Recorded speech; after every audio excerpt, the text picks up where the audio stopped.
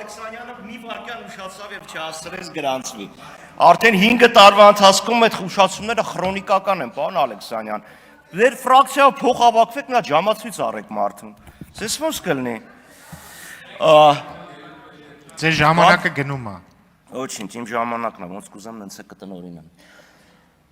Կա մի հատ եզրույթ, որը կոչվում է ռացիոնալիզացիա։ Դա այն չի, որ ձախականջը աջ ոտով քոյելու փոխարեն կարելի աչականջը աջ ձեռքով քորել։ Դա ցանկացած անտրամաբանական պնդում, պարոն Քոչարյան, ներողություն եմ խնդրում, բայց պարոն Քոչարյան, ես դիմում եմ տիկնոջը, խնդրում եմ մի զբաղացրեք իրան։ Կա մի երևույթ, որը կոչվում է ռացիոնալիզացիա։ Դա ցանկացած անտրամաբանական բան տրամաբանական փաստարկներով հիմնավորելու տենդենսն է։ Օրինակ խոսքը ասում են աշխարհի բոլոր դժբախտությունների հեղինակը կանայք են, որովհետև կանայք են տխմարների ծննդաբերել։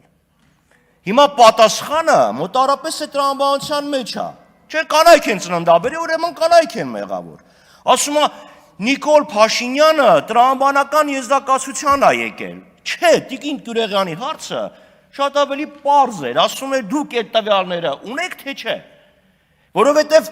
տվյալների հիման վրա դնսենք տրամաբանություն քննարկենք ստեղ իրար հետ։ Տրամաբանականությունը շատ սուբյեկտիվ հասկացողություն է։ Կամ ասում է, եթե գա Հայաստան դաշինքը կլինի պատերազմ։ Այդ ինչից ելներով եք ասում։ Միգուցե հետ գնանք նայեք, թե պատերազմ ով բերեց, ինչպես եղավ, ինչ դիրքորոշում ուներ Նիկոլ Փաշինյանը մինչև հեղափոխության ժամանակ եւ մինչև 20 թվականը։